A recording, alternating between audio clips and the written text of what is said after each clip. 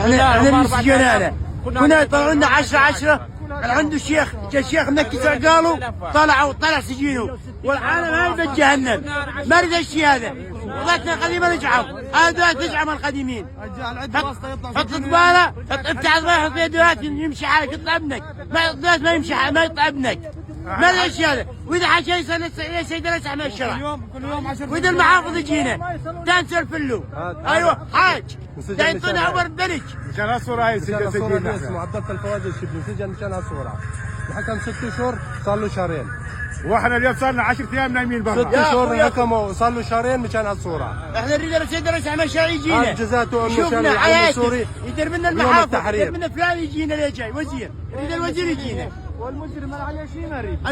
المجرم الله لا يرده احنا نريد الوزير يجينا المحافظ مو قاعد على الكرسي وهو